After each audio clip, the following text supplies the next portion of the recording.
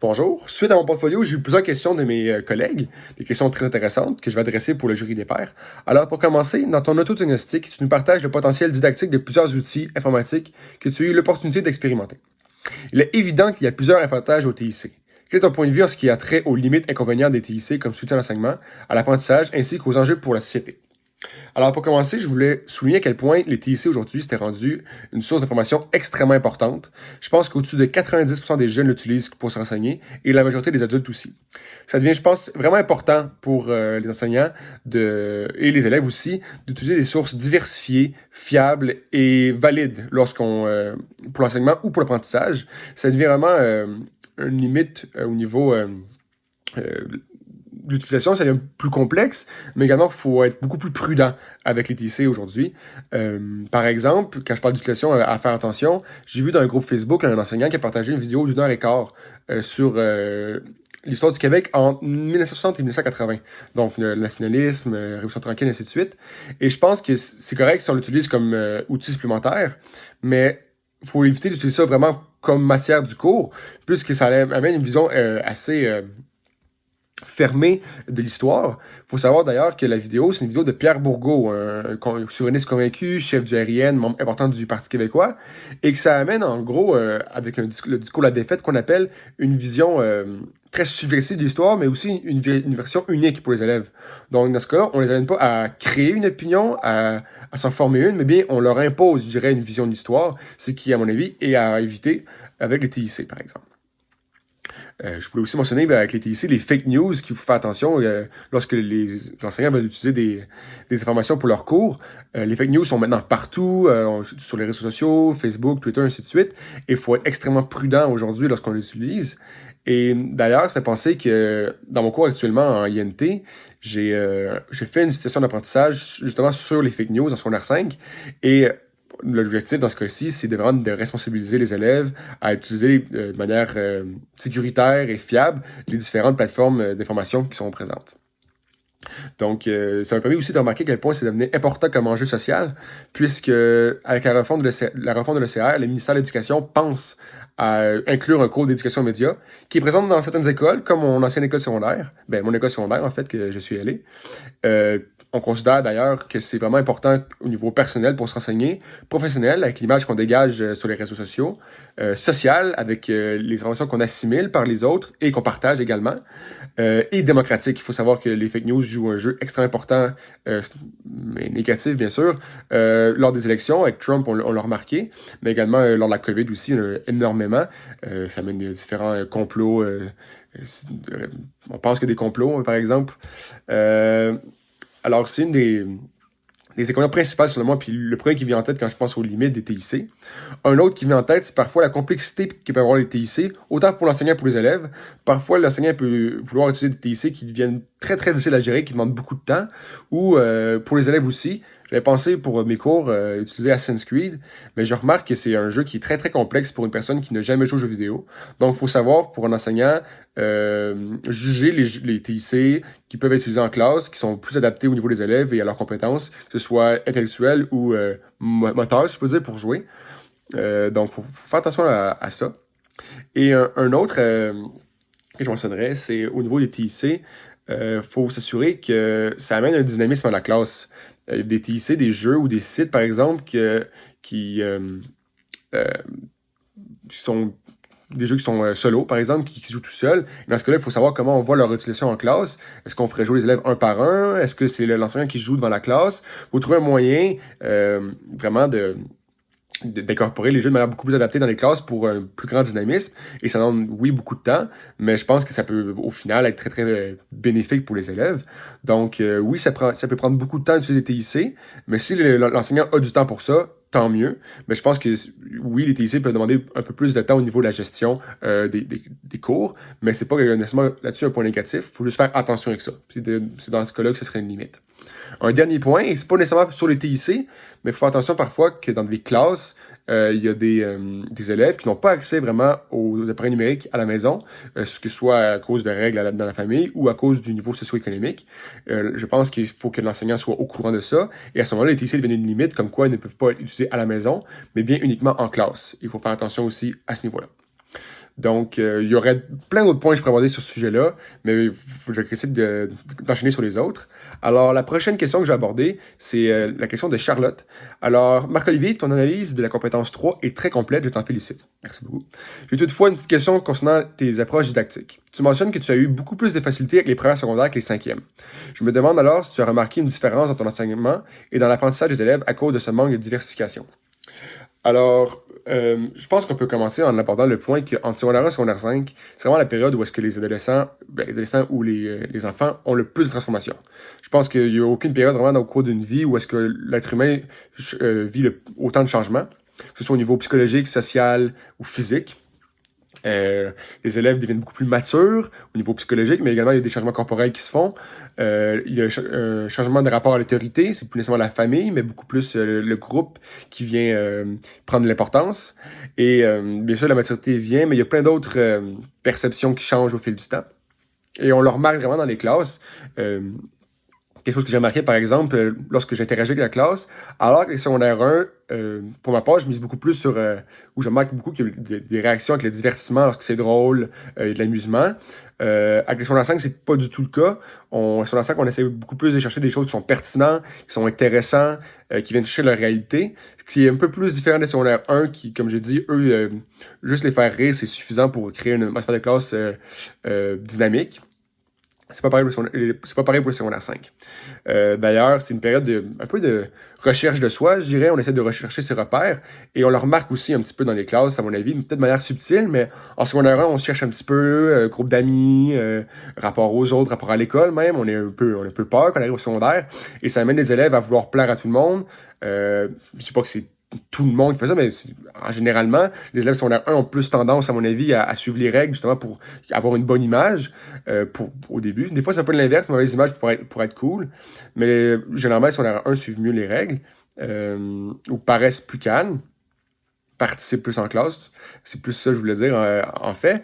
Et tandis que les secondaire 5, beaucoup plus à l'aise, un rapport d'enseignant différent, on se connaît beaucoup mieux, on connaît beaucoup plus ce qu'on aime, on a déjà notre groupe d'amis, on établit, on a beaucoup moins à se prouver dans ce temps-là. C'est par sorte que les secondaires 5, beaucoup moins participatifs, beaucoup moins dynamisme dans les classes, si on fait des blagues ou quoi que ce soit, il faut vraiment aller les chercher dans ce cas-là, à les faire participer. C'est un point vraiment important que j'ai remarqué. Et c'est justement, par exemple, quand je parlais des normes du travail, je parlais de mon travail, puis je cherchais aussi des anecdotes sur le travail de mes élèves. Mais c'était extrêmement difficile, vraiment, de venir tous les chercher. C'est quelque chose que j'ai remarqué. Mais ça peut être aussi au niveau de... la relation de classe est devenue différente pour moi. C'est pourquoi une différence entre les deux. À cause de ça, secondaire 1, j'avais beaucoup plus d'affinité à cause qu'ils participaient plus et j'ai aussi plus de cours. Peut-être que ça a aussi un grand lien. Donc, je savais beaucoup mieux comment interagir avec eux autres. J'avais leur réaction parfois quand je leur mentionner quelque chose. Donc, c'était beaucoup plus facile d'avoir une bonne atmosphère de classe. Je les connaissais bien.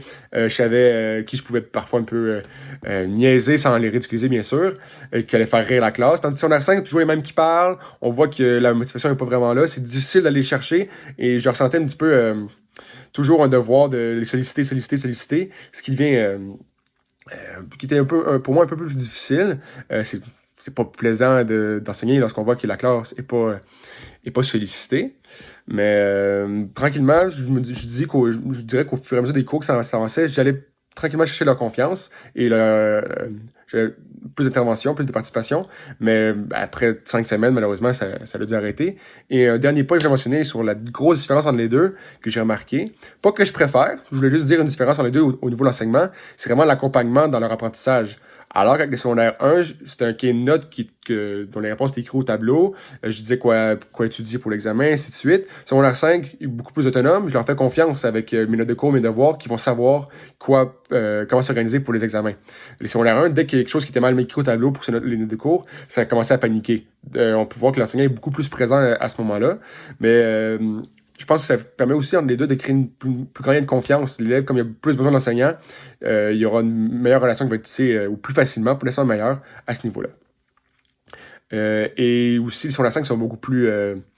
les questions sont beaucoup plus poussées. Comme on a vu, il y a un apprentissage qui évolue avec les années.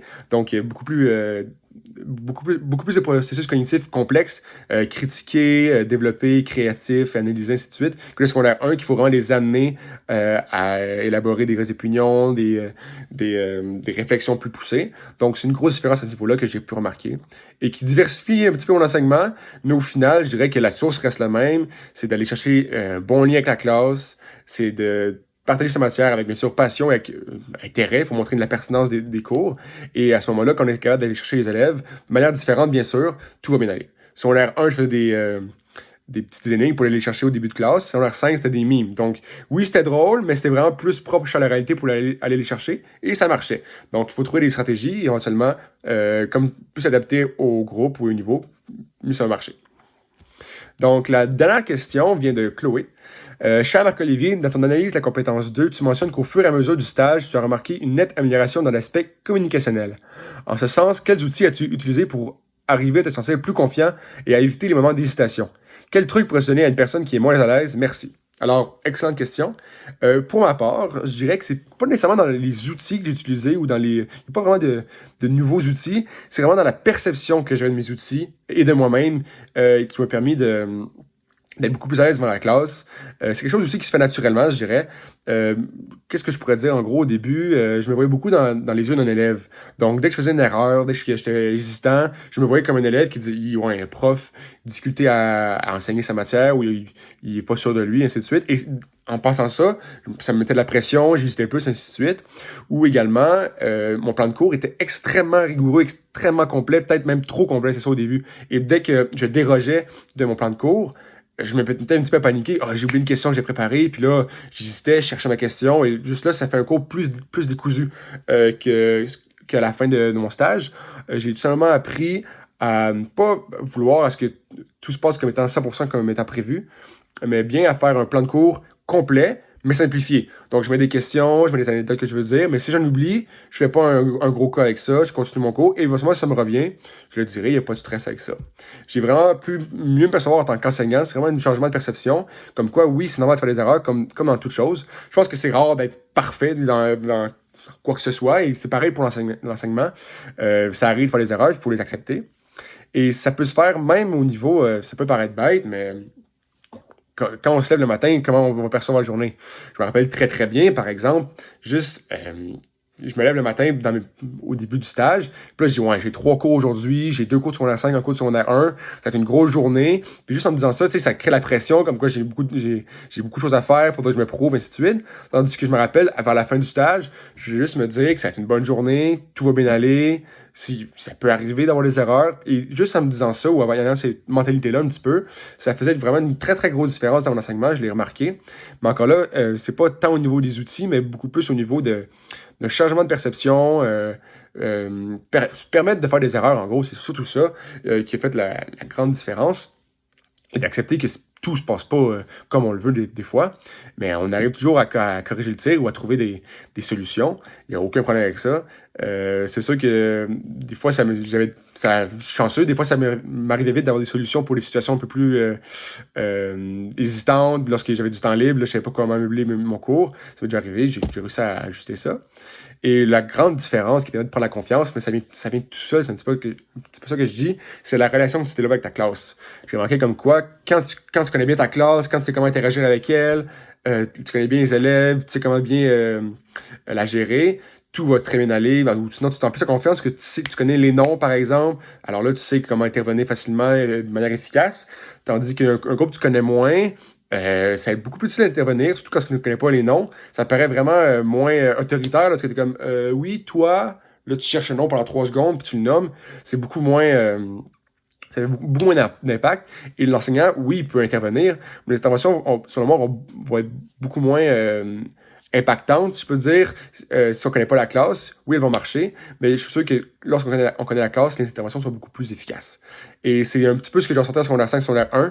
Comme je mentionné juste avant, j'étais plus à l'aise avec secondaire 1, donc ma gestion était plus facile. Secondaire 5, il n'y avait pas tant de gestion, j'étais chanceux, mais j'avais beaucoup moins d'aisance, parce que j'avais beaucoup plus de difficulté à saisir le dynamisme de la classe. Je connaissais moins les élèves, je les voyais beaucoup moins d'ailleurs, en partie pour ça.